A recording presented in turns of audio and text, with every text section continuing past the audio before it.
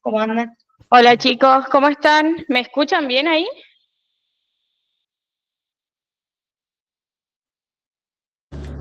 Sí, Mary, todo bien.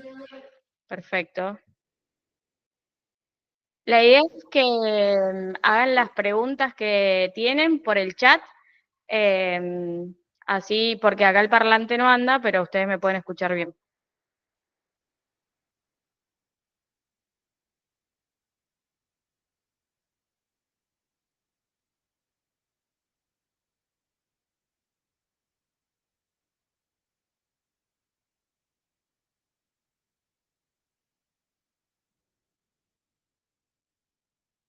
Bueno, arrancamos un poco.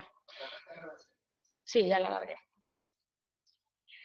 Bueno, la idea de hoy es ver un poco de monitoreo hemodinámico en postoperatorio de recuperación cardiovascular.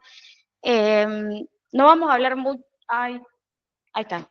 No vamos a hablar mucho de frecuencia cardíaca, de presión arterial. La idea es hacerles como un repaso grande de por qué se utiliza cada una del monitoreo, por qué debemos pedirle el laboratorio, por qué la PVC y demás. Y al final, las últimas diapositivas es hablar un poco de marcapaso, que creo que es lo que me pidieron también. Así que vamos a hablar un poco de cómo se utiliza el marcapaso y qué es el cuidado que tiene que tener enfermería. Bueno, voy a admitir esto y ya, ¿no? No, no sé.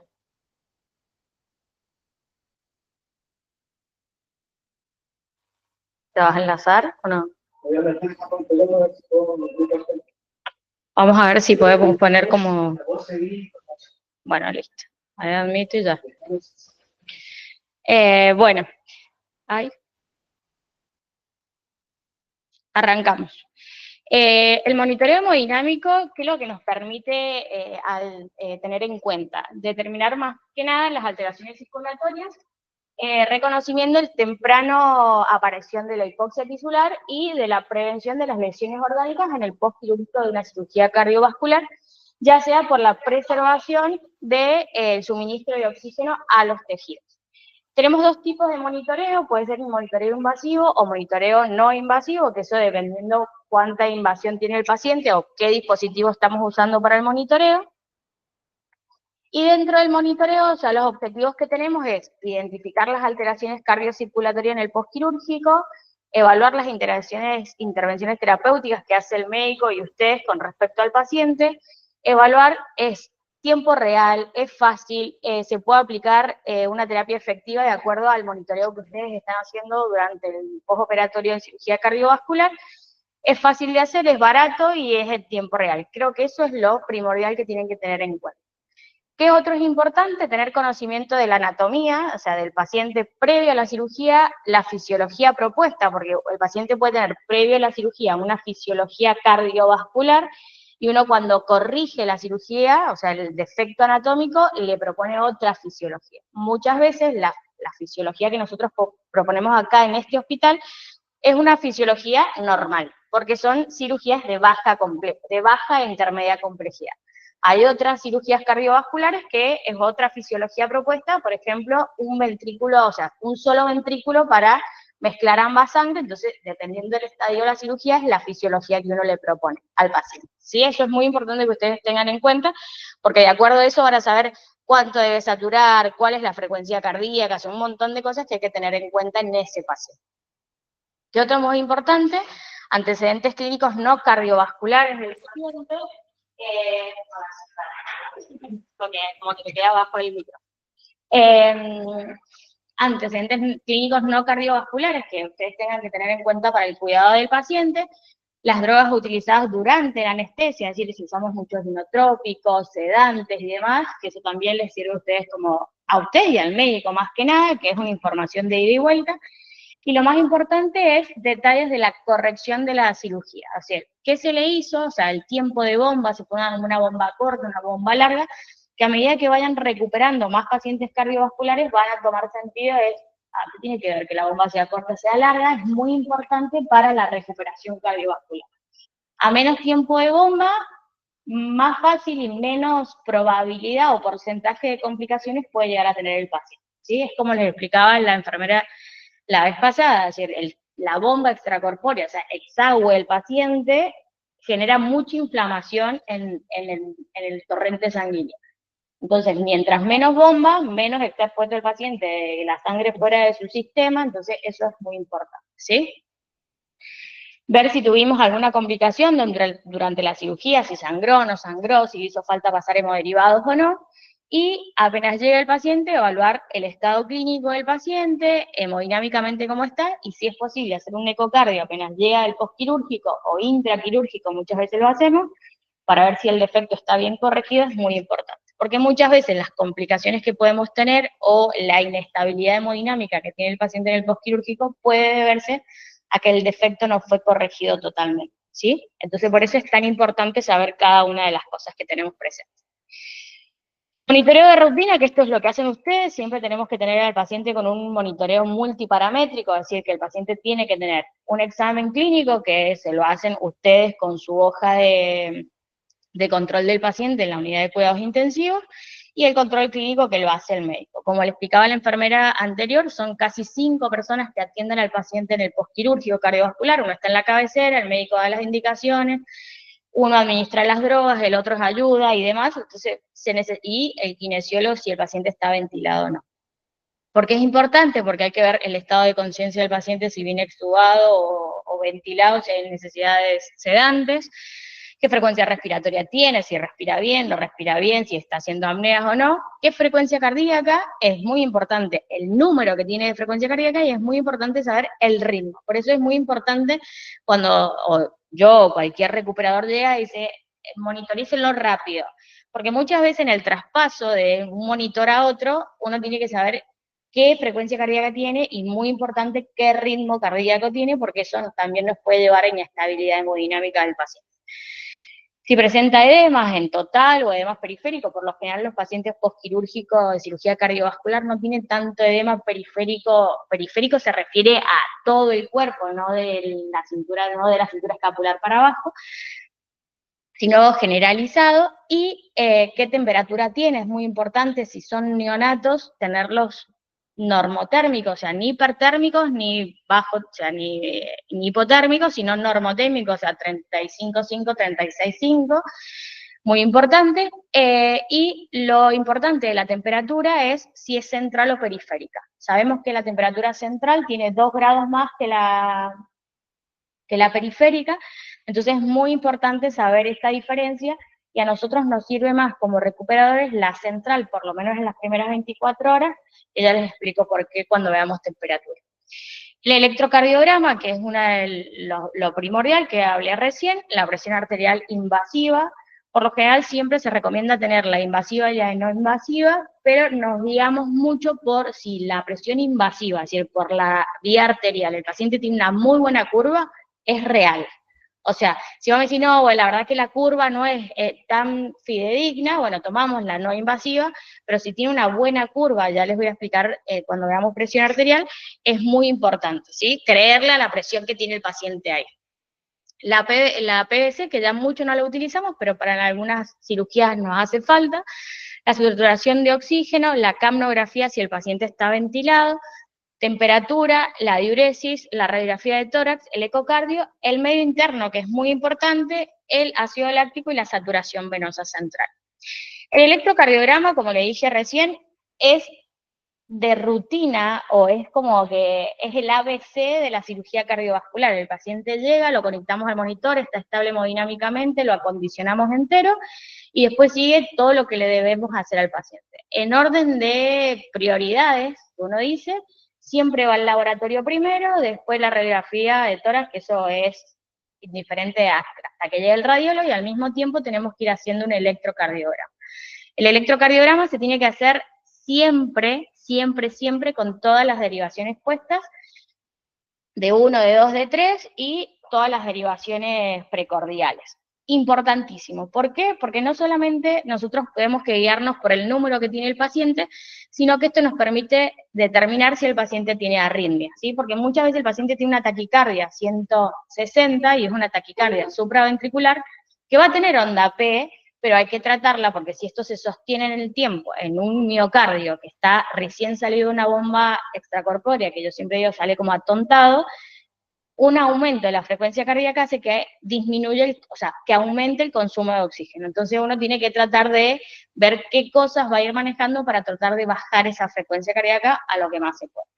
¿Qué usamos nosotros?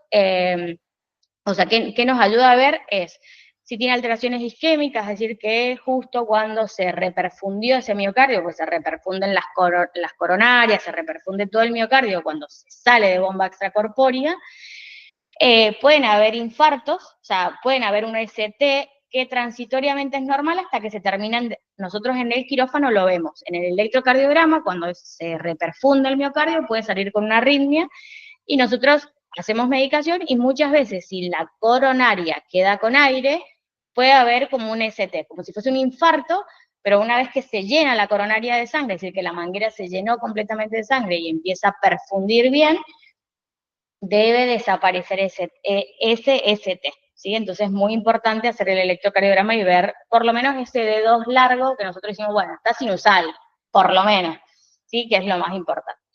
Las alteraciones metabólicas del medio interno es muy importante controlar en el postquirúrgico de cirugía cardiovascular, no tanto el sodio, porque el sodio mucho que no nos repercute tanto, sí nos va a repercutir el potasio, muchas veces salen o hipocalémicos o hipercalémicos, y hipercalémico nos empezamos a asustar cuando el paciente no orina. Si el paciente no orina, está hipercalémico, hay que tomar conducta y avisar al médico. Claramente el médico se va a dar cuenta por el laboratorio, pero esto es el compartir, che, le vino el laboratorio con tanto, ojo, fíjense tal cosa, ¿sí? Eso es muy importante.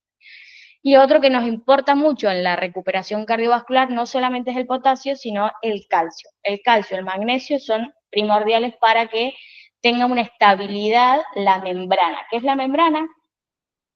El músculo del miocardio se funciona con calcio. Entonces, si hay calcio bajo, que nosotros medimos el calcio iónico, que es el calcio real que hay en el cuerpo, o sea, unido a la proteína, si hay bajo hay que corregirlo, porque tiene más riesgo de arritmia, más riesgo de disfunción cardíaca, ¿sí? Entonces es muy importante tener en cuenta estas cosas. Antes de pasar a la PS, a la presión arterial invasiva, es muy importante que yo les decía esto de la frecuencia cardíaca. Si el paciente está muy taquicárdico, nosotros por lo general, ustedes habrán sentido que usamos mucho dexmedetomidina o el Precedex, dependiendo el que hayan escuchado más, lo que hace, actúa a nivel de los receptores y hace frenar esa frecuencia cardíaca, porque hay una arritmia que es las complicaciones en el postquirúrgico cardiovascular, que nosotros decimos son 4 pilares, es las arritmias, el sangrado, el bajo gasto y la disfunción miocárdica. Esas son como las más frecuentes. Como la arritmia es uno de los pilares que hay que tener en cuenta en el postoperatorio de cirugía cardiovascular, por eso jodemos tanto con el electrocardiograma y que el paciente esté monitoreado y que tenga las alarmas seteadas. Es muy importante setear el objetivo de la frecuencia cardíaca de acuerdo al paciente, a la edad del paciente. O sea, yo les puedo decir, el médico tiene la obligación de setear las alarmas o prescribírselas y ustedes setearlas. Las alarmas tienen que estar seteadas y si suenan, suenan por algo. Por ahí pueden sonar porque el sensor no funciona o por qué, pero si suena hay que ver por qué. La alarma no se apaga así porque así, sino que hay que ir a fijarse, no, bueno, está muy taquicárdico. Bueno, ¿por qué está taquicárdico? Porque el ritmo no es sinusal, porque está hipotenso el paciente y está compensando. Entonces es muy importante trazar los objetivos con el médico de qué alarmas debe tener el paciente. Si ustedes no setean las alarmas y la alarma queda así como cual, o la setean porque, bueno, a uno le parece que más o menos, no, entonces es un trabajo siempre en conjunto y ustedes, a veces a algunos médicos no les gusta, pero en realidad es obligación del médico decirles qué alarmas deben poner, ¿sí? Entonces, para que ustedes también tengan un control y qué van a ir a buscar si suena la alarma, ¿no? Eso es muy importante. Como les dije, la taquicardia, no tanto la bradicardia, pero la taquicardia produce mucho consumo miocárdico. Es como si ustedes se ponen a correr y obviamente tienen mayor frecuencia cardíaca y más gasto cardíaco, o sea, y más consumo de oxígeno. En un postoperatorio no queremos eso, o sea, queremos que el paciente esté en reposo. Entonces es muy importante esto de, ahí se empiezan a correlacionar los controles. Si el paciente está hipertérmico, es decir, tiene fiebre por cada un punto de temperatura que que suben 10 puntos de frecuencia cardíaca. Entonces, si está febril, hay que bajarle la temperatura, enfriarlo al paciente. ¿Cómo lo enfriamos? Nada, hay muchas estrategias. Le pasamos antitérmicos, esperen que acepte a un montón de gente que se unió. Pasamos antitérmicos, hay colchones para enfriar a los pacientes. Por lo general los colchones los usamos cuando los pacientes están dormidos, porque es muy feo que a uno le pongan un colchón hiperarchimegalado para poder descender la temperatura. Entonces, es muy importante esto. Ahí se dan cuenta que las cosas se empiezan a correlacionar una con otra. O sea, el paciente está taquicárdico, pero le tomé la temperatura central era de 38,5. Bueno, puede ser por eso. Le bajamos la temperatura y vamos viendo si con eso va a mejorar. ¿Sí? Es muy importante eso que tengan en cuenta. La presión arterial invasiva es como el gol estándar que debe tener el paciente postquirúrgico de cirugía cardiovascular. CA, CB, Fallot, 1000 cirugías, todas deben tener presión arterial invasiva. Es muy importante porque es muy fidedigna y no solamente a nosotros nos da como un valor de la presión de la sístole y la diástole y la media, sino que nos da una presión, o sea, nos da una información global de cómo está hemodinámicamente ese paciente. ¿Qué es importante? Es una medición correcta, como que le acabo de decir, la interpretación de la onda es muy importante, por eso les digo que si el paciente no tiene una buena onda arterial, y no sé si es tan fidedigno, hay que ir a corroborar lo que corroboramos siempre, que el manguito esté bien presurizado, que la vía no esté llena de sangre, una la lava bien, que esté posicionado a la altura de la aurícula, ¿sí? Eso es muy importante, porque por ahí el sensor está en cualquier lado, el domo, entonces tiene que siempre ir a la altura de la aurícula, por eso a mí me gusta pegarlo al brazo del paciente, porque ahí no se mueve nunca. Entonces eso es muy importante. Bueno, ver que esté bien presurizado y que no tenga ninguna burbuja, ni sangre, ni nada del canal. Una vez que corroboramos todo eso y la onda está bien, decimos, bueno, de ahí podemos ir a tomar una consulta. ¿Nos da duda? Tomamos presión arterial no invasiva, siempre, más o menos corroborar. Va a dar un delta bastante importante, porque no es lo mismo invasiva que no invasiva, pero es muy importante por ahí corroborarla cuando les da un poquito de duda. Y siempre relacionar los valores con la edad. Muchas veces nosotros estamos acostumbrados a tratar a un chicos un poco más grandes, o sea, alrededor de, por arriba de los 3 años, y decimos, bueno, tiene que tener aprox entre 70 y no más de 90, y con una diastólica que puede ir entre 50 y 60, con una media aprox de 50 a 60. Si es un bebé, el bebé no hace falta que tenga 70 de sistólicas, ¿no? Porque su volemia es menor, los requerimientos de oxígeno es menor, o sea, están trazados. Por eso yo les puse ahí cómo se empieza a calcular. La onda de la onda arterial, como ustedes ven, yo les grafiqué ahí que así debería ser la ideal. Si querés visitarte acá, Aguita, y vos me vas aceptando, porque igual es fácil. Ahí metimos a todos, chicos, perdón. ¿Metieron todos? Sí, ya metí todos. Bueno, ahí está. Bueno, seguimos, perdón. Ahí a ver si se metió alguien más. No, ahí está. Bueno, es muy importante esto, por eso les hice el gráfico. El gráfico es muy importante ver esto. La onda de la sístole. Ahí está. Tienen una onda diastólica, la onda sistólica, que es el pico, tiene una onda dicrota, que es como esa pancita cortita, y después está la presión arterial media. ¿Qué es importante? ¿Qué representa cada uno? La presión sistólica va a representar el volumen sistólico, ¿sí? ¿Cuánta cantidad de sangre tienen en el intravascular?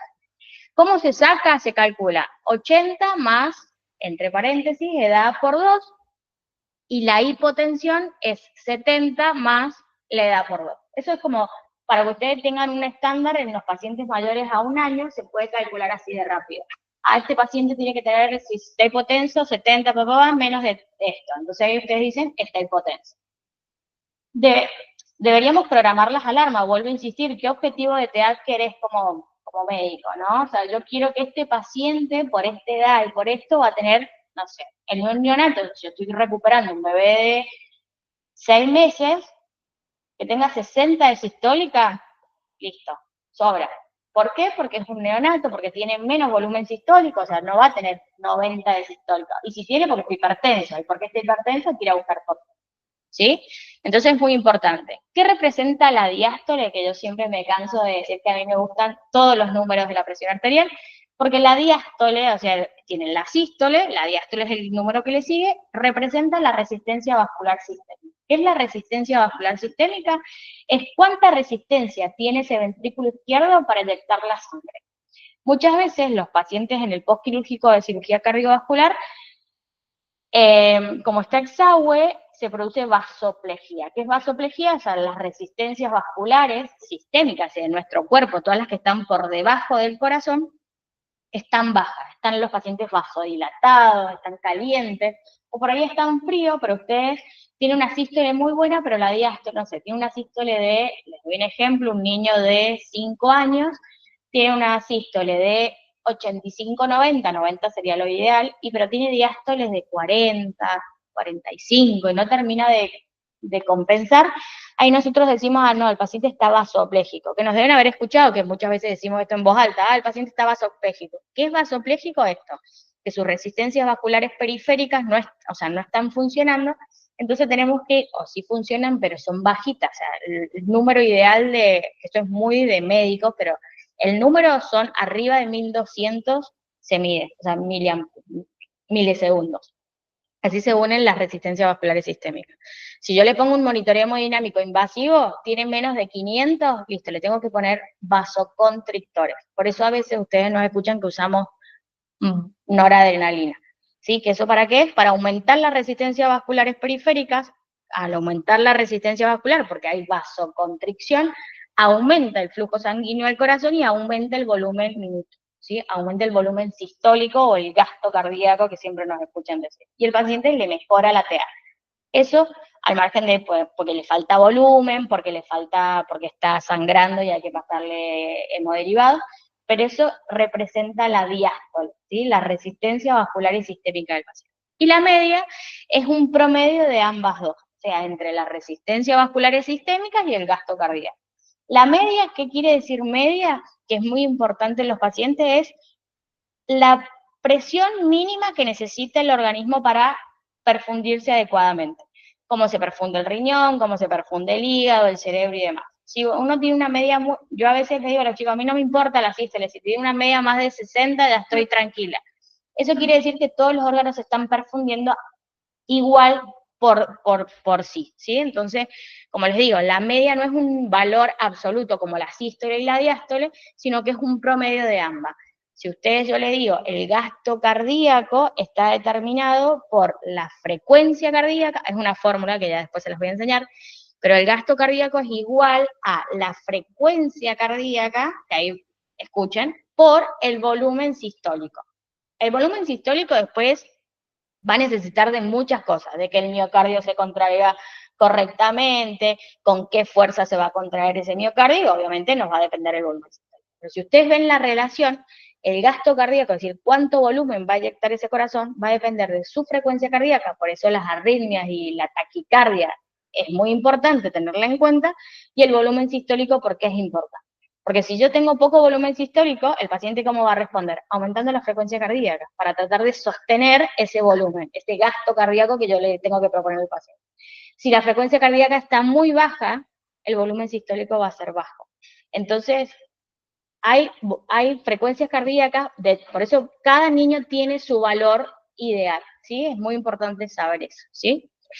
Y después, bueno, ahí abajo, como les dije, la PAM no es un promedio exacto, sino que representa el volumen sistólico y las resistencias vasculares sistémicas. Eso es muy importante que ustedes tengan, y es un cálculo muy difícil de hacerlo, por eso es muy ideal tener una presión arterial invasiva que hace el cálculo solo la máquina, solamente el monitor, ¿sí?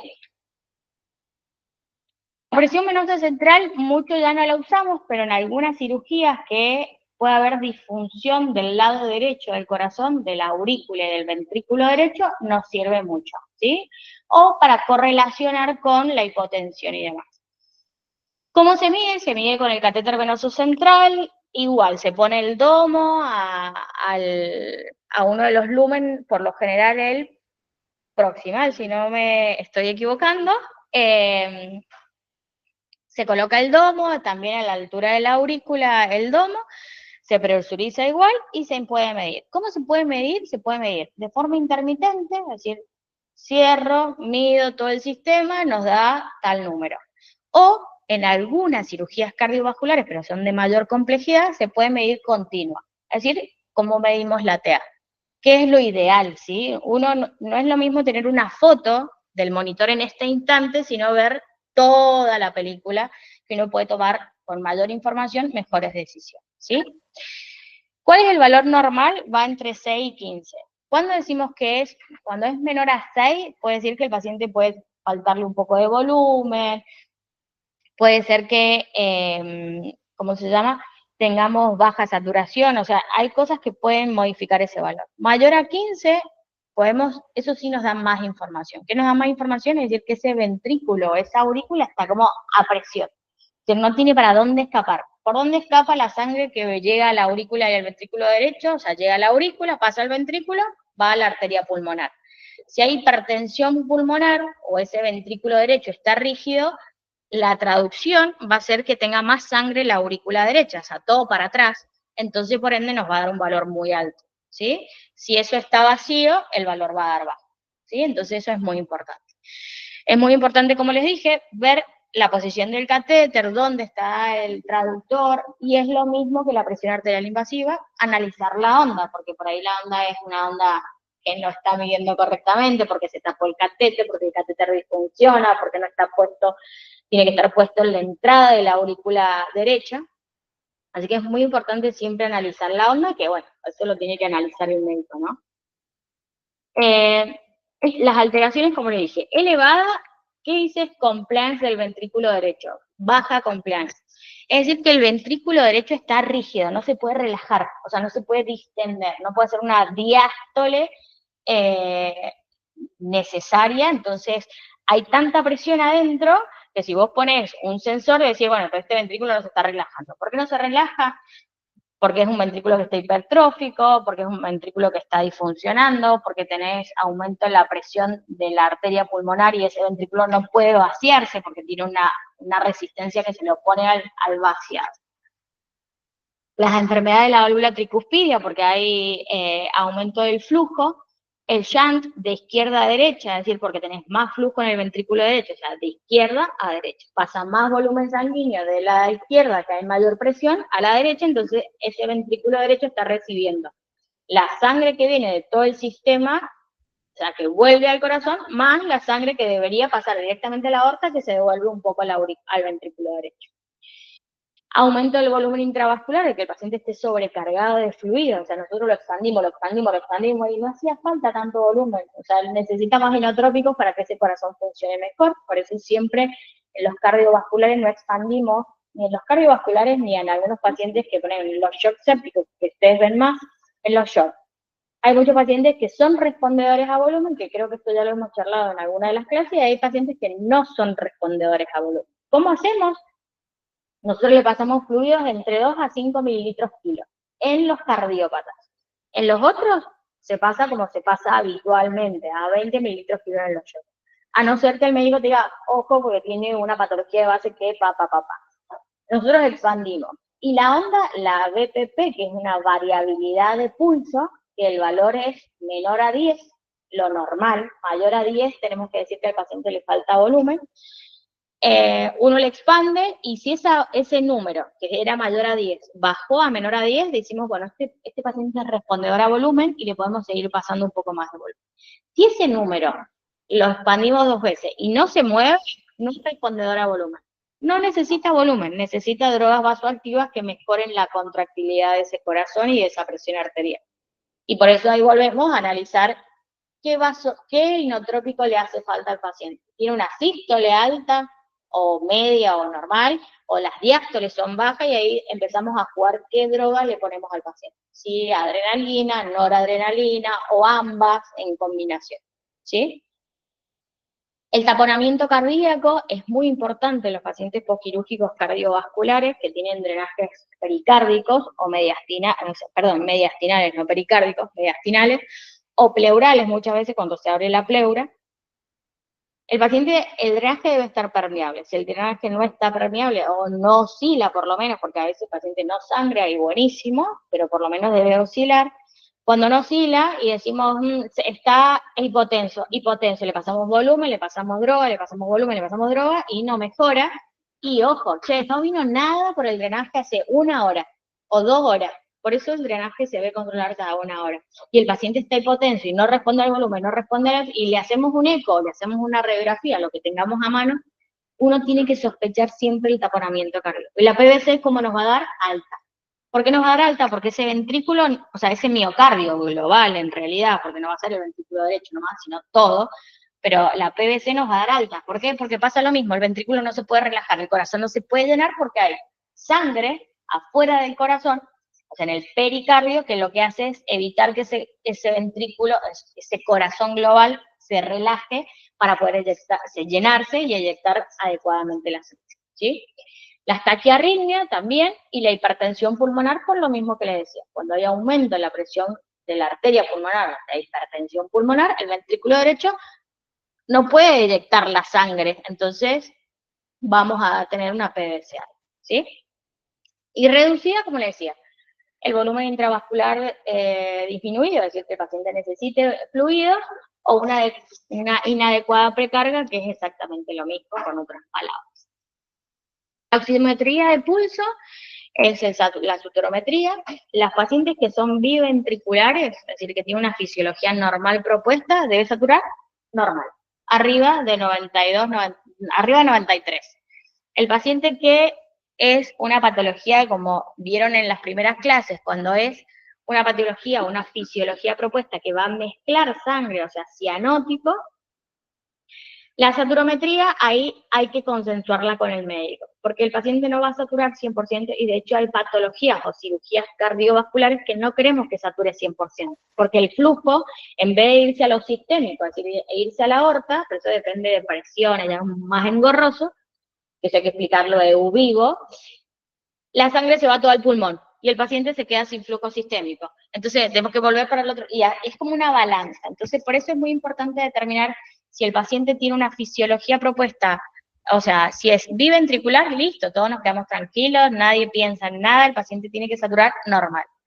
Si es una fisiología propuesta de un paciente con una cardiopatía cianótica, es decir, que los flujos se van a seguir mezclando porque necesita que sus flujos se mezclen para poder seguir viviendo, va a saturar menos de, los creal siempre no hay menos de 75-85, si es cianótica, ¿sí? Y por ahí te digo, no va a saturar más de 80 y tranqui, no pasa nada, pero ustedes lo tienen que saber, y por eso es muy importante conocer, como les digo, qué anatomía tuvo previo el paciente, cuál es la estrategia quirúrgica que se le plantea, qué fisiología quedó.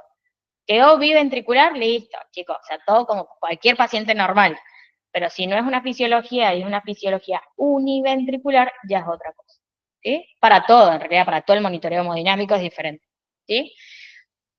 Bueno, ahí les puse un poco de qué se trata, o sea, qué onda mide, o sea, la espectrofotometría y la plethysmografía, y la fuente de error, que eso es muy importante, el paciente se mueve, el sensor se despega, pero es muy importante que la temperatura o el bajo gasto cardíaco o las anemias, o sea, severas, es decir, que el paciente tenga menos de 7 de hemoglobina, ahí sí, y eso va a ser una traducción en la saturación venosa central, pero eso no importa, por ahí puede ser que el sensado nos dé mal, porque lo que hace esta luz infrarroja es censar o sea, cuánto oxígeno está pegado a la hemoglobina. Entonces eso es muy importante, ¿sí? Por ahí pueden haber errores y te va a decir, sí, no va a saturar más de 92 porque tiene 7 de hemoglobina, seguramente que lo transfundimos y mejora. Sí, eso es muy importante tenerlo en cuenta. La temperatura es lo mismo que les hablé hace rato. Nosotros es muy importante porque el paciente hipertérmico o hipotérmico genera mayor consumo de oxígeno. Entonces nosotros no queremos ni que esté hipo ni hiper, dependiendo, o sea, qué patología, pero por lo general necesitamos que esté normotérmico, que tenga una temperatura de 36 a 37 como máximo, ¿sí? Es decir, 36, o sea, 36,5 o 35,5 es normal, no pasa nada, ¿sí? Lo que hay que tener mucho cuidado son en los neonatos, porque los neonatos pierden mucha sea, mucho calor, o sea, mucha temperatura por su cuerpo, ¿sí? Entonces, por eso, nosotros ahora en las últimas cirugías han sido cirugías en niños más chiquititos, y lo bueno es que acá, en esta institución, hay servocuna en la unidad de cuidados intensivos pediátricos, es decir, en el italiano nosotros no se recuperaban los cardiovasculares en la neo, sino se recuperaban, que les contó Dani, se recuperan en la terapia pediátrica. Entonces las condiciones no son las mismas que tienen los neonatólogos. O sea, nosotros allá no tenemos servocuna, acá los chicos tienen servocuna y eso nos ayuda un montón porque regula la temperatura, sabemos qué temperatura tiene, o sea, un montón de cosas allá y se evitan las pérdidas insensibles. Allá no teníamos, allá solamente recuperábamos en una cuna. Entonces, sí o sí, y nos puede pasar que vamos a otro lugar y no tenemos una servo. Acá, gracias a Dios, tenemos servo. ¿Qué tenemos que hacer? Acondicionar el paciente para que no pierda calor. ¿Cómo no pierde el calor? ¿Por dónde más pierde calor el neonato? Por la cabeza y por la superficie corporal. Muchas veces no hace falta abrigarlos, sino hay que tenerlos desnudos, un gorro en la cabeza, que lo podemos hacer con estas vendas elásticas que usamos, un gorro en la cabeza, y lo que se puede usar o son las mantas térmicas, o se puede usar la manta térmica abajo del neonato, es decir, en el dorso, y arriba un nylon estéril. Se pone un nylon arriba, o sea, como te dicen, nació en la calle y lo envolvieron en una bolsa. Bueno, sí, literal. Eso evita que se fugue el calor y ayúdame, Cari, los calentadores externos, no me sale ahora la palabra. Eso es muy importante, son como caloventores. Eso es muy importante. Y siempre tener cuidado, obviamente, la temperatura, porque puede calentarlo más rápido y quemar al niño. Entonces, son muchas cosas que hay que tener en cuenta, pero por eso es importante. ¿Por qué es importante? El riesgo de hipertermia, lo vuelvo a repetir y ahí está escrito, aumento de las demandas metabólicas, del consumo de oxígeno, las taquiarritmias, o sea, nosotros el paciente está hipertérmico, sube la frecuencia cardíaca y el riesgo de que desarrolle una arritmia es muy frecuente. ¿Cuál es la arritmia más frecuente en el postquirúrgico? Se llama JET, no importa, es un nombre difícil, que tiene onda P y tiene QRS y parece todo normal, pero el paciente está como corriendo a 20.000 kilómetros por hora y hay que frenar ese miocardio porque si no le va mal. Y la disminución del umbral para las convulsiones. O sea, esto es muy importante, las hipertermias o las hipotermias masivas. Y la hipotermia tiene mayor riesgo de coagulopatías y de sangrado, aumentan las resistencias vasculares periféricas y sistémicas, y el neonato, como les dije, incrementa el metabolismo de la grasa parda y puede producir hipoglucemia, hipoxia, acidosis metabólica. O sea, por eso el paciente tiene que estar normotérmico, lo ideal. Es muy precisa la indicación cuando nosotros decimos tenemos que enfriar al paciente y lo ponemos a 30, nunca menos de 35 grados. Eso es en caso de que no tengamos una arritmia que es incontrolable, ¿sí? En ese caso sí tratamos de enfriar lo que más se pueda al paciente, ¿sí? El laboratorio, que es lo que hablábamos hace rato, hacemos siempre hemograma, glucemia, química, todo. Lo más importante de todo el hemograma le decía el estado ácido-base, porque si el paciente está acidótico, las drogas vasoactivas no actúan adecuadamente y hay mayor consumo miocárdico, o sea, mayor consumo de oxígeno general, mayor miocárdico, pero general. El calcio iónico, que nos ayuda a la contractilidad del miocardio. La glucemia, si el paciente está hiperglucémico o hipoglucémico, es muy importante.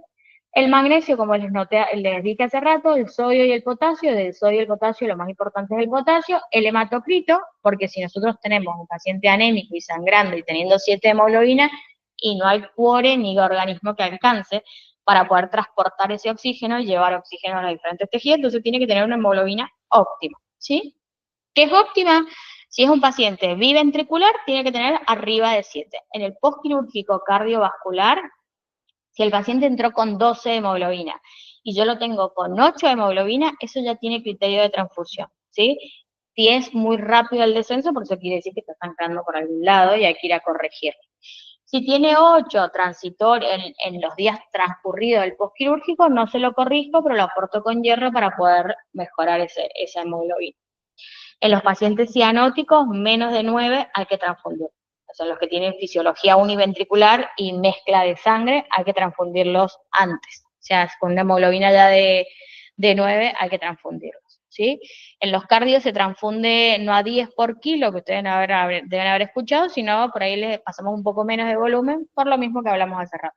5 por kilo por lo general, vemos cómo responde y de acuerdo, si hace falta lo volvemos a transfundir. El ácido láctico, que es muy importante para nosotros, no solamente un número, sino la tendencia, vuelvo a decir lo mismo, o sea, un solo laboratorio no nos define cómo está el paciente, sino cómo va ese ácido láctico. El ácido láctico normal es hasta 2,2, 2,5 si quieren para que redondeemos un número mejor. Ahí vuelvo a repetir, observar la tendencia y no un valor absoluto, porque puede ser que yo tenga el previo de 5, después tengo 3, después tengo 2, después tengo 1, y nada, nos estamos tranquilos, pero si yo primero tengo 3, después tengo 5, después tengo 8, después tengo 14, y tengo que ir a revisar qué hace que aumente ese ácido láctico. ¿Qué hace que nos aumente el ácido láctico? Muchas cosas. ¿Qué quiere decir? Que el paciente, no tenga una perfusión adecuada, es decir, que la cantidad de oxígeno, que esté vasocontraído y el paciente haga que haya más dióxido de carbono que PO2. La disoxia tisular es cuánto transcurre la hemoglobina por las membranas de nuestro organismo, es decir, a nivel cerebral, a nivel cardíaco, a nivel pulmonar, a nivel hepático, a nivel renal. El clínico es inadecuado porque por ahí hay pacientes que son metabolizadores lentos, es decir, tienen congestión hepática porque el láctico sale de ahí, o sea, se metaboliza en el hígado, y por ahí es depurador lento, entonces si el resto está todo normal, o sea, el paciente tiene buena frecuencia, tiene buena presión, orina bien, no está sangrando, y tengo un láctico, en el laboratorio me llegó un láctico de 7, y una saturación venosa central normal y el resto está todo normal, digo, bueno, espero, me fijo, dentro de una hora lo vuelvo a repetir. En una hora baja, me quedo tranquilo. Va aumentando y bueno, quiere empezar a buscar causas. Si todo lo demás está perfecto, puede decir, bueno, por ahí es un depurador, un metabolizador lento, entonces lo banco, pero si hay alguna cosita que ya me está dando duda, no sé, viene el enfermo y dice, che, Doc, ¿sabes que no está orinando como hace una hora? Y ya ahí no me gusta. Quiere decir que hay bajo gasto cardíaco. Ese corazón no está eyectando la cantidad de volumen sistólico adecuado, ¿sí? Y el lactato exógeno, que eso es por otras cosas, o sea, no sé, yo lo expando muchas veces con Ringer lactato y puede ser que me tocó las dos puntas, de pura lenta y encima le estoy pasando Ringer lactato, y me va a dar un número alto. Pero bueno, por eso les digo que no solamente es un número exacto, o sea, no es una sola foto, sino hay que ver la tendencia. Todos los valores igual. No es que, tiene 7 de láctico y yo salgo a correr. Sí, me va a preocupar, no les voy a decir que no, pero yo les voy a decir, no, chicos, bueno, pero quédense tranquilos, porque la verdad que vino 7 de láctico, les aviso que vino 7 de láctico para que todos estemos atentos, pero también hay que ver de dónde venimos, ¿sí? Y hacia dónde vamos. Es lo mismo con la hemoglobina, es lo mismo con las plaquetas, es lo mismo con el sodio, con el potasio, con todo. O sea, eso se debería trabajar por todo por igual, ¿sí? La saturación venosa central lo que expresa es un balance entre la oferta y la demanda de oxígeno, es decir, cuánto yo le ofrezco a su organismo y cuánta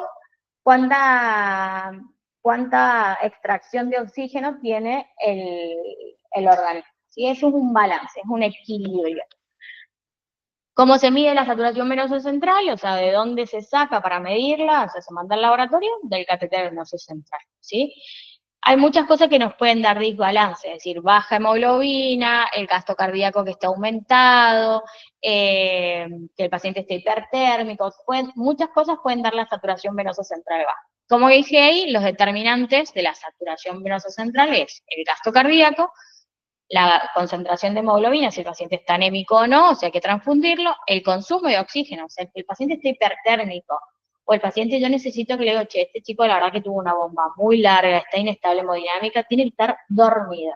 O sea, dormido. No quiero que salte arriba de la cama porque consume oxígeno, bueno.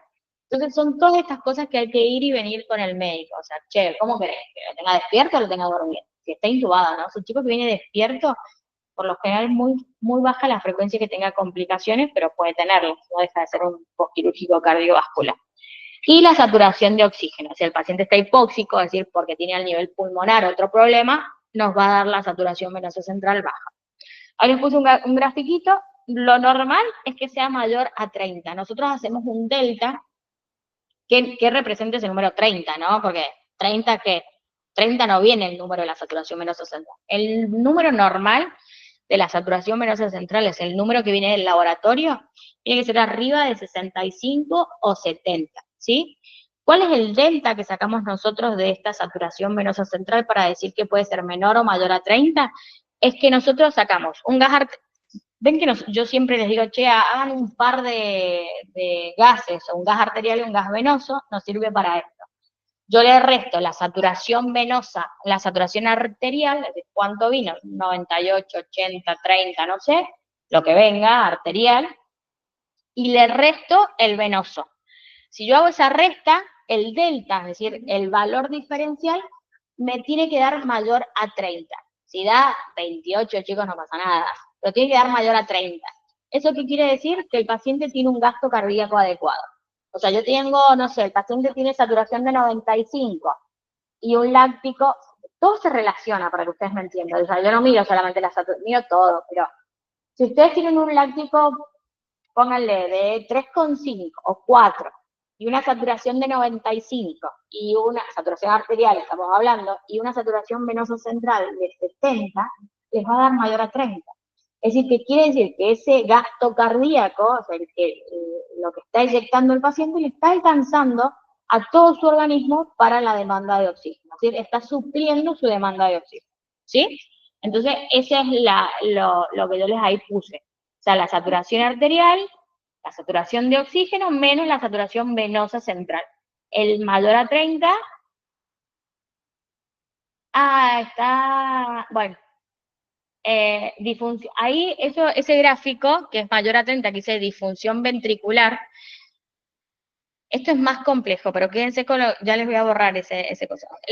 Para que ustedes se den cuenta, muchas veces cuando el valor en consecutivo da, no sé, 40, 45, y no, como que no se mueve, uno puede decir, y tiene hiperlactacidemia, puede decir que el paciente está inyectando la cantidad o poca cantidad de sangre y no el cuerpo ya retuvo toda la cantidad de oxígeno que ahora ya no, o sea, como que, a ver cómo les explico, como que no está extrayendo lo que debe extraer, como que dijo, bueno, ya está, o sea, no doy más, me tienen que asistir porque ni el corazón me manda la cantidad de oxígeno necesaria porque está disfuncionando la bomba, que no se contrae adecuadamente, tiene buen gasto, o sea, buena sangre, o sea, cantidad de volumen sistémico es normal, pero no se contrae adecuadamente. Y el resto del organismo está como dormido, o sea, no consume oxígeno. Raro, raro porque tiene que haber una variabilización. Cuando es menos de 30, ahí está al revés. Cuando es menos de 30, adecuada función ventricular, es decir, que tiene que ser igual a 30, ¿sí? Eso igual están, o sea, puede ser, estar al revés puesto, ahí se los voy a cambiar. Entonces eso es muy importante, tiene que ser igual o mayor a 30, siempre y cuando el resto tiene que estar normal. Si tiene un delta mayor a 30, yo me quedo tranquilo. Si es un delta menor a 30, o sea, tiene 10, 20, 30, está alterado. O sea, ¿por qué va a tener 10? Está consumiendo más oxígeno que él debería consumir. ¿Sí? Ahí se los voy a cambiar en la diapositiva para que no se equivoque. Bueno, y acá venimos a lo más importante, que es lo que me pidieron que hablar un poco de marcapaso. ¿Y para qué se utiliza el marcapaso? Los marcapasos que nosotros utilizamos en la cirugía cardiovascular son marcapasos temporales, no son definitivos. Los definitivos los ponemos cuando hay alguna alteración o nosotros cuando reparamos generamos alguna alteración en el nódulo sinusal o en el nódulo auriculoventricular que hay que ir a poner un marcapaso definitivo. Si no, no se ponen solamente los temporarios. ¿Qué son temporarios y para qué los utilizamos? Son para el tratamiento y eventual diagnóstico de arritmias que comprometan la estabilidad hemodinámica, es decir, que el paciente no está sinusal, nosotros con el marcapaso podemos setear una frecuencia cardíaca, un sensado en la aurícula, un sensado en el ventrículo y nosotros lo llamamos capturarlo, o sea, ese miocardio lo capturamos nosotros y de ahí lleva el ritmo el marcapaso, ¿sí? Ahora les voy a contar cómo hacemos. ¿Cuál es su principal indicación? en los pacientes que están en el postquirúrgico de cirugía cardiovascular con bloqueo aurículo-ventricular. O sea, el paciente no va a tener una coordinación entre la aurícula y el ventrículo. La aurícula va por un lado, el ventrículo para el otro, y no nos sirve. O sea, el paciente tiene que aurícula, ventrículo, como es normal, el ritmo sinusal. Eso nos evita el bajo gasto cardíaco, y lo otro que nos sirve mucho, más que nada en los neonatos, es la bradicardia sinusal. Es decir, como yo les dije, el gasto cardíaco está determinado por la frecuencia cardíaca y el volumen sistólico. Si el paciente está bradicárdico, o sea, si yo tengo un neonato, que el neonato debería tener, por lo general, arriba de 100 latidos por minuto, y yo lo tengo con 60, y no le va a ir bien. O sea, ese corazón no se va a contraer al ritmo para mantener un gasto cardíaco adecuado. ¿Qué hacemos nosotros con el marcapaso? Seteamos una frecuencia que nosotros queremos. Yo creo que este neonato tiene, no sé, 30 de frecuencia, o sea, no 30 está parado. 60 de frecuencia cardíaca, y yo creo que tenga 130 para que me dé un gasto cardíaco normal. Entonces yo lo seteo en el marcapaso. Ahora les cuento cómo. El objetivo es lograr el ritmo lo más parecido al ritmo sinusal, lo más parecido. No llega a ser sinusal porque, bueno, es muy difícil reemplazar al nódulo sinusal, pero lo más parecido. ¿Y para qué nos sirve? Para mejorar la hemodinamia de este paciente. Incluye una secuencia aurículo-ventricular, es decir, que nosotros en los cables que se les ponen, que ahora ya les cuento cómo los ponemos, que sense la aurícula y que sense el ventrículo. O sea, yo quiero la actividad eléctrica de ambas cámaras, aurícula y ventrículo. Una frecuencia cardíaca acorde a edad y la situación clínica del paciente que lo amerite, o sea, qué frecuencia cardíaca queremos nosotros para ese paciente. Y la función es como yo leo, captura es la capacidad de entregar energía suficiente para lograr la despolarización de ese miocardio, lo captura. Entonces, le manda energía, despolariza ese miocardio, esas células miocárdicas, y lleva el ritmo que tiene el marcapaso. Y el sensado es la capacidad de detectar la actividad de esa aurícula o de ese ventrículo que yo le quiero sensar, ¿sí? Es decir, al revés, se los explico. El sensado es son ambos cables, se ponen cables a la aurícula, cables al ventrículo.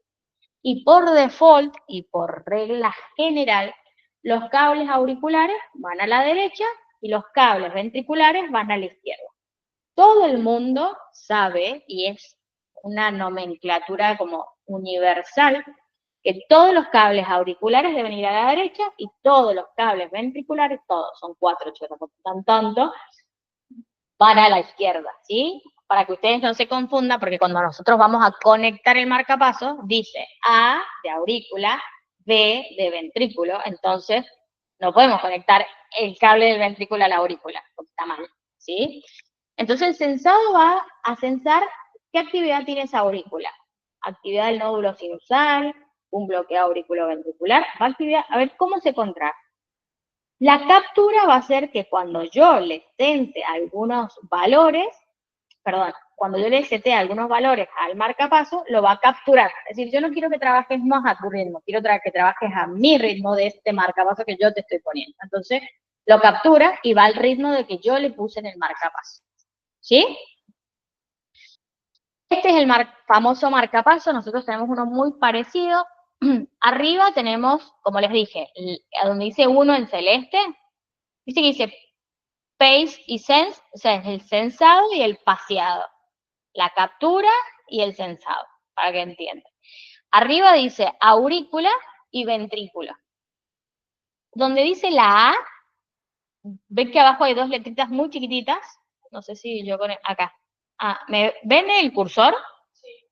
Bueno, esta es la A y esta es la B de ventrículo. Acá abajito hay 2 letras, que ya les muestro acá en el marcapaso de acá. Dice sensado y paseado. Esto es lo mismo. Sensado, es decir, que está sensando el ritmo de la aurícula. A ver, esta aurícula va a, no sé, el monitor dice 130 y es un ritmo sinusal.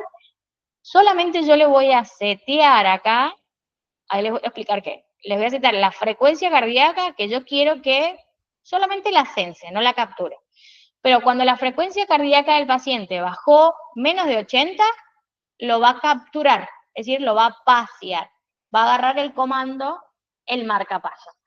Ah, Vigo, tenés menos de 130, tenés 70 de frecuencia cardíaca y no, pero a mí me dijeron que no tenés que tener menos de 70. Y lo agarra el marcapaso. Para eso es importante el marcapaso, ¿sí? Dependiendo qué quiero que sense, si la aurícula, el ventrículo o ambas cámaras, aurícula y ventrículo, es lo que yo le voy a setear a este marcapaso, ¿sí? Tenemos esta primera perillita, bueno, esta es la llave de seguridad que debe estar bloqueado cuando una vez que uno lo programa lo debe bloquear porque por ahí alguien pasa y lo puede manipular, se desbloquea muy fácil apretando esa perillita, o sea, no es muy difícil. Ahí dice el candadito, que es lo que genera la seguridad. Este primer número que dicen rates es la frecuencia cardíaca. Esta perillita lo que hace es subir o bajar la frecuencia cardíaca. Lo que yo quiero setearle a ese paciente, ¿sí? Por ejemplo, un neonato yo no quiero que tenga menos de 90 de frecuencia cardíaca. O sea, si el neonato le baja menos de 90 de frecuencia cardíaca, yo necesito que el marcapaso lo capture y lo empiece a estimular, ¿sí? Estos son output, se llaman output auricular, output ventricular. ¿Qué significa los output?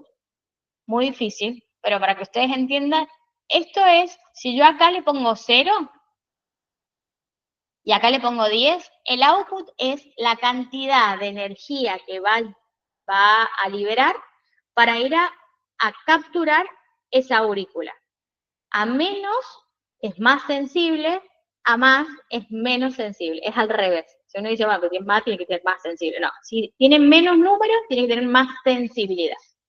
¿Qué quiere decir esto? Es que si yo le seteo 10 y le pongo 80 de frecuencia cardíaca y le pongo 0 al ventrículo, yo solamente voy a querer que mi marcapaso estimule a la aurícula. Nada más, no necesito mi ventrículo. Porque necesito en esta patología que me sense la aurícula. Por ejemplo, en la enfermedad del nódulo sinusal. No hace falta el ventrículo, sino la aurícula, porque si el nódulo no larga la frecuencia cardíaca adecuada, no me importa si yo al ventrículo lo tengo sensado. El que debe sensar el ritmo primero es la aurícula. Entonces yo programo la aurícula, ¿sí? Depende de cada cirugía cardiovascular, ¿no? Eso lo van a ir definiendo. Para que ustedes sepan, cuando abajo en acá diga 0 y acá esté solamente este numerito, quiere decir que está, y acá arriba va a prender una lucecita solamente en la de aurícula. Van a tener los dos conectados, la aurícula y el ventrículo. O sea, acá arriba salen los cables auriculares, tienen 2 entradas, y acá tienen 2 entradas, que es los cables ventriculares, positivo y negativo. Pero ustedes van a ver que si yo seteo de esta forma, que solamente me va a sensar la aurícula, que acá voy a tener 0, solamente va a prender una lucecita acá, de sensado. Esto es sensado y esto es paseado. Sensado quiere decir que va a prender que está sensando la función de esa aurícula, el ritmo de esa aurícula. Cuando prenden las dos lucecitas, sensado y paseado, ¿qué va a querer decir? Que la capturó el marcapaso, la está llevando el marcapaso, ¿sí? Y ustedes se van a dar cuenta en el monitor porque las espigas van a empezar a aparecer del marcapaso. Aparece como una espiga, una lineecita blanca, ¿sí? Acá abajo ya es para otras cosas que es un poco más complejo, on de inicio, off para apagar, y acá al costado tiene una solapita, como una muesca, que ahí lleva la batería del marcapaso. ¿Qué es importante? Ahí arribita sale la pila, o sea, la batería. Si esta batería está dele titilar, hay que cambiar la pila del marcapaso. Esa es función también del enfermero. Si chequear que tenga pila. Si no tiene pila ese marcapaso y el paciente lo está usando y lo necesitamos que lo siga usando, si se queda, podemos generar una catástrofe. Entonces es muy importante todos los días chequear la pila del marcapaso, ¿sí? Tipos de marcapasos. Tenemos marcapasos epicárdicos, que son los que usamos en los postquirúrgicos, son los cablecitos que salen acá cerca del drenaje.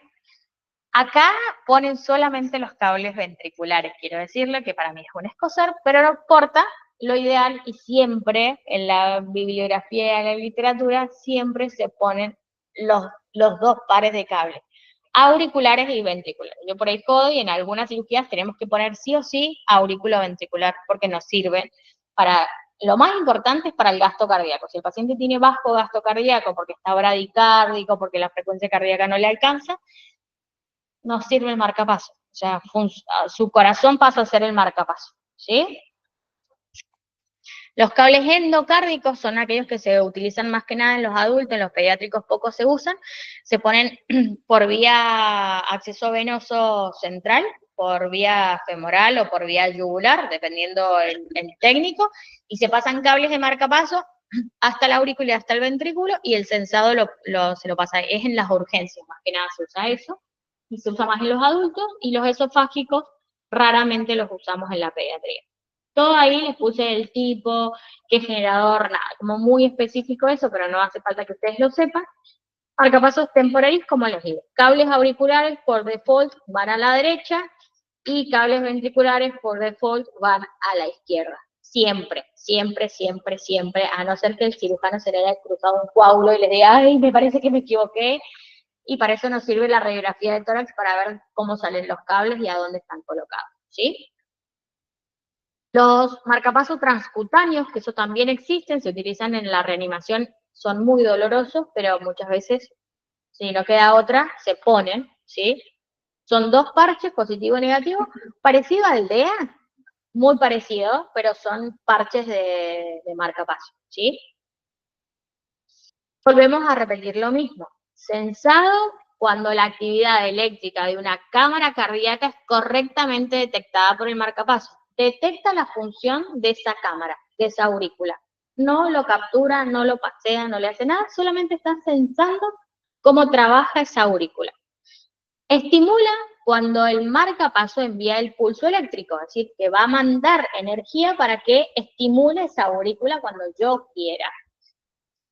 Captura, es decir, cuando el estímulo enviado logra despolarizar esa cámara cardíaca. Es decir, tengo sensa, está titilando la luz de sensado en el marcapaso. Y lo va a sensar, no le va a hacer nada, no le va a estimular, no va a hacer nada. Cuando yo le setí esa frecuencia cardíaca que el paciente tuvo menos, va a agarrar y lo va a estimular, le manda energía y lo va a capturar. Es decir, ahora el comando lo llevo yo, el marcapaso, ¿sí? Sobresensado es muy difícil y es muy raro que pase. Es cuando el marcapaso detecta una actividad eléctrica que origina en una cámara cardíaca, pero ello es falso. ¿Qué puede ser el sobresensado? Que justo el cable epicárdico haya quedado muy cerca del diafragma y puede ser que la respiración del paciente haga que se estimule el marcapaso, puede ser que tenga una correlación, que esto que dice, despolarización o repolarización de una cámara porque hay alguna arritmia, porque se rompió el cable, porque es un metal lo que ponemos nosotros en el miocardio para el marcapaso, para los cables de marcapaso, se puede haber corrido, hay vaina de fibrina alrededor de ese electrodo, entonces no sirve. Pero eso no hace falta que ustedes lo sepan. Yo lo que ustedes quiero que sepan es eso, que van a ver en el marcapaso cuando está. Output es lo mismo que les dije. La amplitud del output es lo que yo le voy a setear acá. Ahí dice output. Auricular, output, ventricular. ¿Eso qué quiere decir? Es esto. Intensidad del estímulo eléctrico generado por el marcapaso, se programa en miliamperes, no importa. ¿Qué se evaluará? Esto. Que ustedes quiero que acá se evalúe el marcapaso con una frecuencia mayor a la del paciente, primero, para ver si lo captura, o sea, si yo primero seteo un número mayor, y ese número, ahí lo está censando y lo está capturando. Listo, entonces le bajo 2 puntos por el que yo le censé. Si es 8, o sea, si es con 8, le pongo 6. Si es 10, le pongo 8. Siempre 2 puntos por abajo. Y bueno, ahí dice, ir yendo lentamente hasta observar la pérdida de la captura. Lo que yo les dije, yo le pongo, no sé, 10. Por lo general es 10, entre ahí 0,5 a 25, pero por lo general no le ponemos más de 10, porque con 10 ya lo captura. Entonces, nosotros le ponemos 10, lo capturó, y ahí van a ver que el médico le va a bajar 2 puntos para que solamente sense, porque yo no quiero que lo capture, solamente quiero que lo sense, ¿sí? Sensibilidad, lo mismo que me he cansado de decirles, es la frecuencia de estimulación programada, es decir, cuánta sensibilidad va a tener para detectar la actividad espontánea de esa aurícula o de ese ventrículo. La nomenclatura ustedes van a ver acá, les pongo ahí, hay una nomenclatura, no sé si lo que cuál. Hay una nomenclatura que usamos todo, es AAI, BBI o DDD. ¿Qué quiere decir todo eso? O sea, muchas letras. La primera, son siempre 3 letras, siempre son 3 letras. AAI quiere decir que la primera letra es donde entrega el estímulo, el paseado. ¿A quién va a entregar el estímulo? Se dice a la aurícula. Se dice B, al ventrículo, y se dice D, a ambas cámaras, tanto a la aurícula como al ventrículo. El D es como el general, ¿sí? A las dos. La segunda letra es el sensado, es decir, ¿a quién va a ir a censar? Es decir, ¿qué ritmo quiero yo que sense? ¿A la aurícula, al ventrículo o a las dos cámaras? Porque te hace falta las dos cámaras. Volvemos a decir, si yo les pongo I, es decir, que la A va a ser a quién va a ir a pasear, o sea, a quién va a ir a estimular en caso de que esa frecuencia cardíaca baje por el que yo está seteado. La segunda letra, si dice A, o sea, o sea, doble A, es a quién va a censar su actividad. Así como yo le dije, yo les pongo a ver, yo quiero censarte a vos a cuánto corres. Y si corres menos de 20 kilómetros por hora, pum, te tengo que mandar una estimulación eléctrica para que corras más rápido. Eso quiere decir. Va a censar la aurícula, el ventrículo o ambas cámaras. Y la tercera letra, o bueno, o a ninguna, pero por lo general nunca ponemos O. Siempre van a ver que es AAI o BBI o DDD, ¿sí? Son las más frecuentes. DDD es lo mismo. Estimula a la aurícula y al ventrículo, captura, perdón, aurícula y ventrículo, censa aurícula y ventrículo, y la última letra, este es el más difícil, y el mecanismo de la acción del marcapaso. La respuesta del censado puede ser inhibida, disparada o ninguna. Si dice AAI, es decir, que va a capturar la aurícula, va a censar la aurícula, pero la I es de inhibición. ¿Qué quiere decir I de inhibición? Es que si esa frecuencia cardíaca no está por abajo de 80, está inhibiendo la captura, pero sí lo está censando. ¿Sí? La última letra quiere decir la actividad. Y si yo le pongo DDD, quiere decir que es capaz de censar o inhibir. Hace las dos funciones. O sea, yo quiero que cuando pase por debajo de 80, sense, o si veo que el paciente alteró la función del ventrículo, va a censarlo, a capturarlo y va a llevar el comando el marcapaso. ¿Sí? Esta es una nomenclatura, como le dije, estimulada, censada y respuesta al censado, y ahí tienen AAI o BBI o DDD, ¿sí? DDD es aurícula y ventrículo. B de ventrículo, A de aurícula. Esa es como una nomenclatura que nosotros usamos por lo general. Los más utilizados en la UCI, o lo que más utilizamos nosotros, es los modelos unicamerales. Muy raro que pongamos el DDD, que es ambas cámaras, aurículo y ventrículo. Hay algunas que sí necesitamos, ¿sí? Pero por lo general usamos el AI, que es el que más utilizamos, y es cuando hay buena conducción auriculoventricular. Que si yo tengo una enfermedad del nódulo auriculoventricular, o sea, un bloqueo del nódulo AB, sí, le voy a estar estimulando la aurícula, pero no va a estar pasando al ventrículo. La aurícula va por un lado, el ventrículo por el otro. Entonces, lo que yo ahí necesito es otro modelo que ahora ya les digo cuál. Cuando utilizamos el AI, es decir, que estimula la aurícula, censa la aurícula y el marcapaso se inhibe de acuerdo al censado, a la sensibilidad que nosotros le ponemos según la frecuencia cardíaca que nosotros le seteamos. En las bradicardias, como yo les decía, en los neonatos, si tienen menos de eso, bueno, los neonatos o los pediátricos, pero por lo general lo usamos más en los neonatos porque es en los que más alteran la frecuencia cardíaca, le estimulamos, le ponemos una frecuencia cardíaca, es decir, que no hay, o una enfermedad del nódulo sinusal, es decir, que el nódulo no va a estimular, pero sí no funciona el nódulo AB, es decir, que si yo le estimulo el nódulo sinusal, la aurícula, el estímulo pasa al ventrículo y se despolariza, pero si el nódulo AB estaría enfermo, ¿cómo le voy a estimular solamente la aurícula? Tengo que ir a ver que él pase para abajo. ¿sí? Entonces hay que ir viendo eso, ¿sí?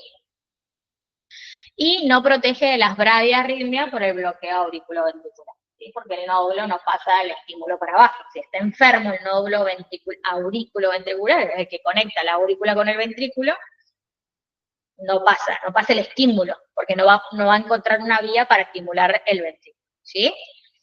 El AI, o sea, el que estimula la aurícula, tenemos que estar presente de que el nódulo AB funcione, es decir, que tenga una sincronía auriculoventricular, que la aurícula y el ventrículo se contraigan adecuadamente, pero lo vamos a usar, como les digo, en las bradiarritmias sinusales o cuando hay una enfermedad del nódulo sinusal que no va a estimular la frecuencia cardíaca adecuada, entonces lo vamos a tener que ir a estimular nosotros, ¿sí? Bueno, y ahí vamos a tener acá, esta es la espiga que yo les hablaba. Esta espiguita es la del sensado, o sea, la del paseado en realidad. Sensa la aurícula y la pasea. Entonces se despolariza el ventrículo. Acá lo mismo, acá lo mismo, y así sucesivamente ustedes tienen que ir viendo las espigas el monitor, o cómo se corrobora haciendo una tira de electro. Uno lo corrobora, hace la tira de electro y debe ver las espigas estimulando en la parte auricular, ¿sí? El BBI, que es otra, estimula el ventrículo, sensa el ventrículo y depende si es BBI, ¿sí? No tiene sincronía con el nódulo AB y protege de cualquier bradiarritmia, ¿sí? Se usa para ritmos de paro. El paciente está parado y yo necesito estimularle el ventrículo, no necesito estimularle la aurícula para que funcione. Yo necesito que ese ventrículo se contraiga para que me genere gasto cardíaco. Entonces, para eso sirve, ¿sí? O cuando hay una enfermedad del nódulo auriculoventricular, porque el ventrículo va a ir a un ritmo. Si vos tenés nódulo sinusal normal, es decir, que tiene una frecuencia cardíaca de 80, pero yo necesito, se enfermó el nódulo auriculoventricular, entonces no está pasando el estímulo para el ventrículo, entonces yo tengo que estimular ese ventrículo para que haya una sincronía entre la aurícula y el ventrículo, ¿sí? Para eso no sirve. Y van a ver que la espiga cambia, ya no está en la onda P, sino está en el inicio del QRS, ¿sí? Porque es la despolarización del ventrículo. El DDD es el ritmo más parecido al ritmo de occipital, ¿sí? Nosotros le ponemos que estimula y sensa toda la aurícula, igual que el ventrículo. O sea, toma todo el comando el marcapaso. Yo quiero que este paciente postquirúrgico cardiovascular esto se usa en las cirugías muy complejas, ¿no? El paciente está bradicárdico, tiene una arritmia, o sea, tiene probabilidad porque trabajaron en la aurícula y en el ventrículo de que estén enfermos del nódulo sinusal y el nódulo auriculoventricular, lo ponemos en DDD, es decir, que toma el comando de la aurícula y del ventrículo y se genera una sincronía con respecto a la frecuencia cardíaca que nosotros le seteamos, ¿sí? Eso es muy importante. Y van a ver que tiene una espiga en la P y en la B, en la aurícula y en el ventrículo, ¿sí? Eso es muy importante, ¿sí? Y siempre se setea por encima, ¿sí? ¿Cómo dice? El inhibido por el ritmo sinusal con conducción AB normal si la frecuencia cardíaca del paciente es superior a la seteada del marcapaso. Nosotros, ¿qué quiere decir eso? Es decir, que nosotros en DDD el paciente tiene 80 de frecuencia cardíaca. Le seteamos por encima de 80, no tiene sentido, no, le voy a poner 80 y no va a censar, ni va a capturar, ni va a mandar estímulo, porque el marcapaso dice, bueno, pues tiene la misma frecuencia que yo estoy mandando. Nosotros le seteamos un poquito más de lo que necesita, no sé, 100, 130, 140, lo que el médico necesita para ese paciente. Y dependiendo de la edad del paciente, todo se lleva a eso, ¿sí? ¿Qué cuidados debe tener enfermería? Revisar las conexiones, es decir, que estén bien colocados los cables en el marcapaso, ¿sí? Que la batería esté cargada, o sea, que comprobemos mediante el indicador de la batería, que es el cosito que estaba arriba, si está titilando, si ya está recargada, hay que cambiarla, porque hay pacientes, les cuento una experiencia. Tenemos un paciente que tenía una enfermedad del nódulo sinusal, o sea, un síndrome de Down, que se operó, no me acuerdo si no me acuerdo si es una valvuloplastía, un cierre de CIB, no me puedo acordar. Hizo un bloqueo auriculoventricular. Un bloqueo auriculoventricular de tercer grado, o sea, asincrónico totalmente, y tenía una frecuencia cardíaca de 30, chicos. O sea, paro. En un chico de, creo que tenía 12 años. Entonces, bueno, se setió el marcapaso en DDD, ¿sí? Aurículo y ventrículo. Y ya tomamos el comando solamente nosotros de afuera. Bueno, todas las veces nos fijábamos en qué modo estaba, qué frecuencia cardíaca le habíamos seteado, qué output, qué sensibilidad, o sea, bueno, todo lo que el médico debería corroborar, y que las lucecitas prendieran de sensado, que era la primera lucecita, y en ese caso van a prender las 4 luces, del aurículo y del ventrículo, del sensado y del de espaciado. Todo perfecto, los cables estaban todos bien conectados, porque es como o sea, salen los cables del paciente, los cables de marcapaso, y al marcapaso se unen a como con unos rodillitos que se aprietan, o sea, para que hagan como masa entre positivo y negativo. Bueno, esos cables estaban todos perfectos, y en un momento, pum, se apagó el marcapaso, o sea, se quedó sin batería el marcapaso, no nos habíamos dado cuenta, ni nosotros los médicos, ni la enfermera, ni nadie, así que el paciente estuvo parado unas milésimas de segundo hasta que nosotros volvimos a conectarlo, y cuando conectamos, el chico respiró porque volvió a estimular el corazón, o sea, un paro presenciado, controlado y demás. Entonces, por eso hay que tener mucho cuidado. Y muchas veces nosotros para ver, porque muchas veces estos bloqueos son como transitorio, ¿por qué? Porque puede haber edema, porque hay inflamación, porque tenemos muchas catecolaminas por las drogas vasoactivas, y por ahí estos bloqueos o estas enfermedades del nódulo sinusal o el bloqueo auriculoventricular o el JET, que las arritmias más frecuentes en el postquirúrgico, son transitorias. Una vez que el miocardio se empieza a desinflamar, nos empezamos a alejar un poco del postquirúrgico, el paciente vuelve a su ritmo habitual, al ritmo sinusal o no, o hay veces que no, o sea, el nódulo se enfermó. O sea, en la CIB hay que tener mucho cuidado con el nódulo auriculoventricular porque podemos tener un bloqueo cuando el cirujano mete un punto para cerrar la CIB, o sea, se pone un parche y va cosiendo en todo el septum interventricular.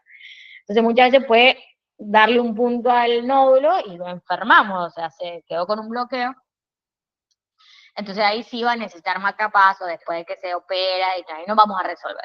A esto a qué voy es que nosotros todos los días tenemos que ver si el paciente recuperó su ritmo. O sea, sí, está buenísimo que lo lleve el marcapaso y a mí me salva el postquirúrgico un montón, porque me evita un montón de complicaciones, pero todos los días yo tengo que bajarle la frecuencia cardíaca o bajarle la sensibilidad o el output o desenchufar una milésima de segundo los cables para ver qué ritmo tiene el paciente, ¿sí? Y muchas veces estos pacientes que tienen arritmia sí les tenemos que hacer electro todos los días, pero es muy importante corroborarlo porque, bueno, en algún momento o se desinflama y mejora o no, y hay que ir tramitando un marcapaso definitivo, ¿sí? Bueno, que los indicadores de sensado y paseado, que son las lucecitas que yo les decía que hay que tener en cuenta, y la prevención de infección. Se debe inspeccionar diariamente el punto de inserción de donde salen los cables del marcapaso, así como curamos la herida quirúrgica. No le digo que todos los días, pero sí día de por medio, así como hacemos la curación de la herida quirúrgica. Si hay enrojecimiento, si se corrió, si se despegó, lo que fuera, siempre con técnica estéril, y siempre hacer la curación y llamarlo al médico para ver, porque muchas veces el nudo que se hace cuando sale el cable se suelta y se puede salir. De hecho, cuando viene el cirujano para sacar los cables del marcapaso, no es nada una técnica súper, o sea, se desprende el punto del marcapaso, o sea, del cable, perdón, y se filonea, o sea, se saca. Una vez que sacamos los cables, ¿cuál es el cuidado de enfermería? Hay que tener mucho cuidado. Por lo general no pasa nada, pero puede haber riesgo de sangrado en el pericardio, porque eso va al músculo y nosotros cuando tironeamos puede sangrar un poquito y más nada, por eso siempre post retirada de los cables se debe hacer un ecocardio para ver que no haya, no inmediatamente, pero horas posteriores para ver que no haya juntado sangre en el pericardio y que tener cuidado que no hayamos lastimado el miocardio, el epicardio, ¿sí? El músculo. porque sí ahí puede tener taponamiento cardíaco, hay que entrar al quirófano, un montón de quilombos más, ¿sí? Eso es muy importante. Bueno, esta es la bibliografía, y lo importante, nada, la frase última que siempre me gusta decir es que el trabajo en equipo, cada uno de nosotros aporta sus habilidades, los conocimientos, las perspectivas, que al unirlas permiten que alcancemos nuestro objetivo común, siempre el bien común para el paciente, y que nuestro trabajo en equipo de todos los días nos demuestra que cuando sumamos nuestras fortalezas, somos capaces de lograr mucho más que individualmente. Entonces, esto siempre es un trabajo en equipo. O sea, no es el enfermero solo, ni el médico solo, ni el cirujano solo, por eso se trabaja con muchas personas alrededor. O sea, todos son indispensables para el buen funcionamiento o sea, para lograr los objetivos con el paciente. No nos gusta la cara del amigo, del compañero, no importa, ¿sí? O sea, en el momento se trabaja en pos del paciente. Y si todos trabajamos de la misma forma y sincrónicamente y hay un buen pasaje de información entre unos y otros, les puedo asegurar que la recuperación, no solamente la recuperación, todo el trabajo es mucho más fácil. ¿Sí? Y nada más. Espero no haber sido tan densa.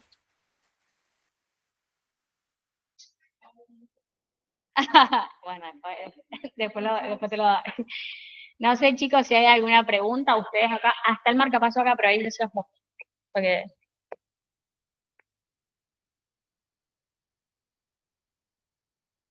Chicos, ¿tienen alguna pregunta ahí en el chat?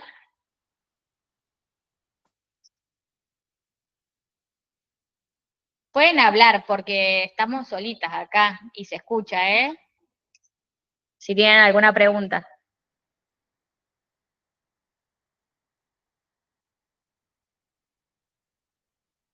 Bueno, parece que no, se cansaron los chicos.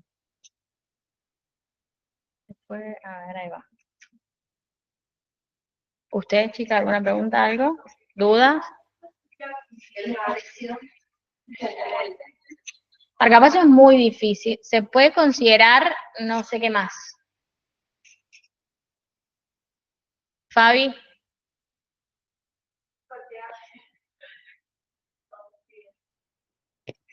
Ah, bueno. Marcapaso es muy difícil. O sea, es muy difícil hasta para el médico, ¿eh? No, no es así como, es re fácil. Cuesta un montón aprender estas nomenclaturas, pero con que ustedes sepan qué letra está prendida, si esa lucecita que titila, si es sensado o paseado, es muy importante. Y muchas veces el médico le dice, de la forma más fácil de saber si el paciente está bien, sensado, capturado con el marcapaso, es hacerle un electro. Uno le hace el electro y dice, bueno, no, sí, la verdad que tiene la frecuencia cardíaca que yo quiero, no lo puedo. Y hay muchas veces, yo quiero que ustedes sepan que no todo es así como yo se lo cuento acá, porque muchas veces, y nos ha pasado, que muchas veces el cirujano pone los cables auriculares, los cables ventriculares, y nosotros vamos a conectar el marcapaso y no sensa ni pasea ni nada la aurícula, es un bajón, porque lleva cualquier ritmo, o porque quedaron mal puestos los cables, o porque se movió, no sé, y es un problema para el médico. Oh, claro, sí, se corren o no quedan bien anclados al miocardio, o por ahí vos le estimulás con el marcapaso, como yo le decía, como está tan pegado el ventrículo a la pared diafragmática, muchas veces nosotros ponemos para estimular y estimula el diafragma, y ustedes lo van a ver hasta en el respirador. Y dicen, no, es el marcapaso, quede tranquila, pero bueno, son cosas que hay que tenerlas en cuenta, porque nos ha pasado en la última paciente, la última, en un paciente que tuvimos que recuperar, que tuvo un postquirúrgico muy feo, muy dificultoso, que la contamos a esta nena que había sangrado, que tuvo una bomba muy larga, bueno, esta nena hizo un bajo gasto cardíaco y estaba con una arritmia que nosotros necesitábamos sobreestimular las cámaras y capturarla nosotros. Eso es algo sumamente difícil de hacer, o sea, uno le setea una frecuencia cardíaca muy alta y el marcapaso es como que frena, como manda un choque y agarra la conducción, o sea, se sobreestimula para poder tomar el comando de uno. O sea, uno lleva, si la paciente tiene 180 de frecuencia cardíaca, uno sobreestimula 200, 300, hasta 300 nos deja el marcapaso, y lo captura, y ahí una vez que capturó el marcapaso, uno le setea la frecuencia cardíaca que uno quiere. Es muy difícil de hacerlo, pero muchas veces nos suele ayudar para las arritmias que no las podemos controlar con medicación. ¿Sí? Es como hacerle choque de energía con el marcapaso, pero eso es la sobreestimulación o sobresensado que dice esa parte que yo les puse ahí, que es muy compleja y es muy de médico, pero para que ustedes sepan que a veces lo podemos usar como técnica. La Fabi dice, ¿se puede considerar parte de la preparación del ingreso tener el marcapaso transitorio en el box en caso de que no traiga uno colocado del quirófano? No se entiende, se pueden usar. Nosotros tenemos acá, acá hay uno unicameral. Este que yo les mostré en la foto es bicameral, ¿sí? O a ver si puedo, no lo puedo correr. El que yo les mostré es bicameral, pero existen marcapasos que son unicamerales que igual sirven solamente para un solo sensado, para la aurícula o el ventrículo, pero no nos sirve para el dual, aurícula o ventrículo. Yo entiendo la pregunta de la Fabi, o sea, lo que nosotros, acá hay un marcapaso, pero nosotros desde cardiocirugía infantil pedimos un marcapaso bicameral, porque nosotros el que teníamos usábamos el de la UCO, el de cualquier otro lugar, y nos compraron un marcapaso. Entonces, nosotros siempre, Fabi, traemos el marcapaso desde quirófano. El marcapaso, el bicameral, está guardado en quirófano, en el quirófano de CCB. Cualquiera de pediatría lo puede usar, o sea, lo puede ir y pedir, está guardado ahí porque nada, está ahí, pero no está bajo llave, o sea, se puede ir a buscar si lo necesitamos, pero por lo general siempre lo traemos cuando sale el paciente de cirugía cardiovascular, así como los chicos nos bajan baja la cama, las bombas, todo, trasladamos al paciente y traemos la valija del marcapaso.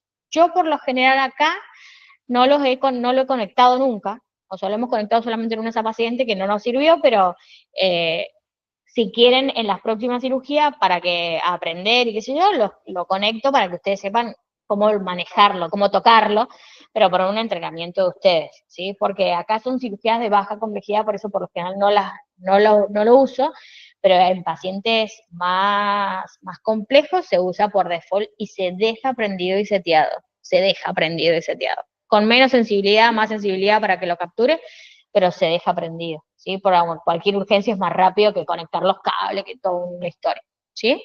Eso es muy importante. No sé si hay alguna otra pregunta en el chat.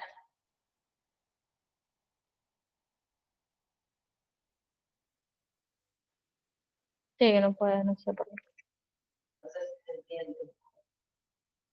No, sí se entendió re bien. No, de nada. La idea es esto, que yo justo hoy traje el marcapaso, pero bueno, hay varios virtuales, ahora le voy a mostrar acá, pero en las próximas recuperaciones lo traigo y lo prendemos, o sea, lo unimos al cable del marcapaso y les enseño cómo capturarlo, cómo aparecen las espigas en el monitor y demás, que por ahí es más fácil para que lo entiendan.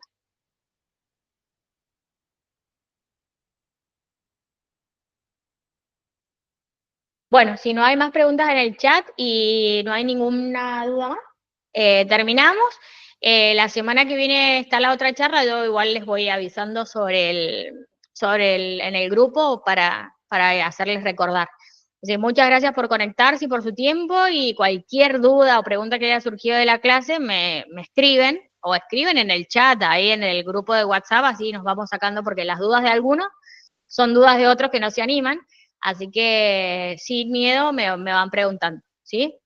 Les prometo que las preguntas de examen van a ser fáciles. No, mentira. Un beso.